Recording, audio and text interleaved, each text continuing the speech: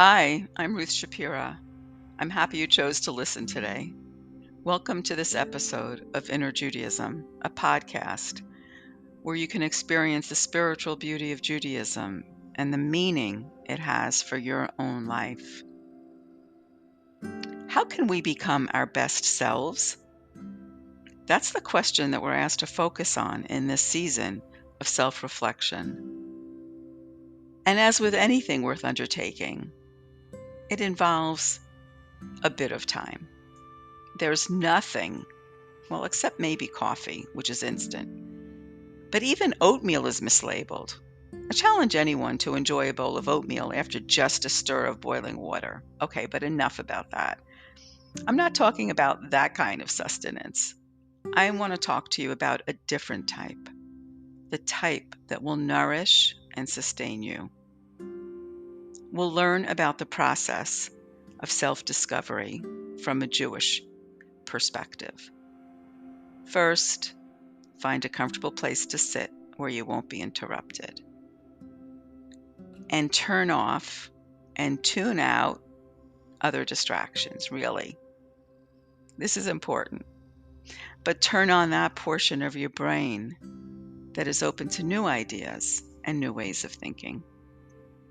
And it's helpful in that process to be in the present moment. So go with me here and just notice your breath. And on the inhale and exhale, notice your chest rising and falling. You may want to put your hand on your chest and really feel that. And relax into this natural rhythm of your own breath. And do this a few more times.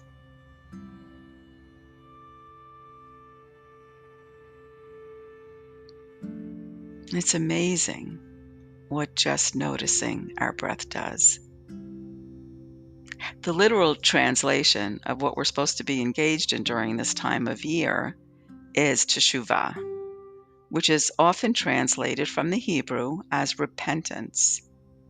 But really, the root word of teshuvah is shuv. So the literal, but also the spiritual meaning of that word is return. That's interesting, right? Rabbi Yitzhak Fingerer asks a great question. What are you returning to? What are you returning to? Well, his response, which is really beautiful, is that you are returning to your essence, to your pristine core, to your purest self, your pure soul. In Judaism, we believe that each one of us is holy and pure, but stuff gets messed up over time. And when we do teshuvah, we return to the purity, to the essence and holiness of who we really are. The slate gets wiped clean. But what does that mean? How do we get in touch with that part of ourselves, a part that perhaps has been hidden for quite some time? Well, this is ironic, but in modern Hebrew, the word teshuvah also means answer, reply, or a response. So if we really understand that properly and merge those two meanings, we could understand that there's an exchange. The process of returning will supply us answers in response to our questions about ourselves, about our lives, about what we and who we want to be. And for that next step, I want to discuss with you the practice of journaling. Journaling is not keeping a diary. I repeat, it's not like your 8th grade diary. Instead, it's like talking out loud to yourself and not censoring yourself. Not just, writing about your day, but what you think about your day, what you felt about your day, a question that came up for you, any gratitude that you experienced, literally anything, except without self-criticism. Keep objective. In my experience with coaching people who are involved in a process of change, journaling is the one practice that most people resist. Yet, it's a documented fact that journaling is incredibly powerful. It's an amazing tool for offering us insight into our truest self. Now, sometimes we may be fearful of that. Yet research tells us that journaling helps us accept rather than judge our mental experiences. That results in fewer negative responses to any stress we feel. I'm going to repeat that because that's really important for us to understand. The process of journaling helps us accept ourselves rather than judge ourselves, which results in fewer negative responses to stress. In 2022, a study by Sohal Singh, Dion, and Gill demonstrated that time spent journaling about our deepest thoughts and feelings even reduced the number of sick days people were taking off work.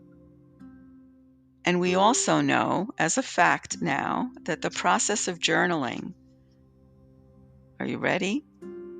Lowers blood pressure, improves the function of our organs, while reducing stress and improving psychological well-being. Wow. And all we need is a paper and a pen. And if the paper and a pen is really an obstacle, then you could journal into your phone. I'm not sure why we resist this practice of journaling so much when it is so effective. Even for me, though, I'm a resolute journaler. I don't know if that's a word. It's still not so easy when I face a blank page, even after doing this for so many years. I also find it challenging because my practice is not very regular, and that's what I need to work on. I need to change that and make it a habitual practice because I know it is so important. So I shared what holds me back, but what holds you back? Because the only one who will read what you write is you. And you can tear it up the second you finish writing if you like. Did I tell you? You're the one in charge. This is your journal. You can do whatever you want with it. You could write it in a fancy journal. You could write it in on a loose leaf paper. You could write it on a scrap of paper. You could do anything. This is your practice. I would love for you to try it a bit and see how it goes. Think of how you might take one tiny, small step towards this goal of self-discovery, of returning, in a Jewish sense, to your best and pure self. So now's a good time to invoke the Nike in you. Just commit to doing it. The little bit you do will imprint on your soul and increase your connection with the source.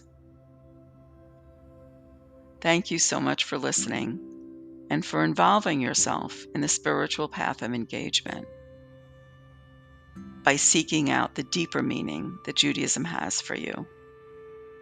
I'd love to hear from you when you get a chance.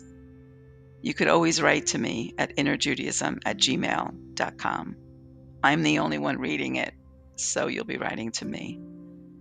If you've liked what you heard, I hope you'll visit again. And if you can, Please rate this podcast so I'll know how I'm doing. Wishing you a glorious day and the ability to make this day better than yesterday.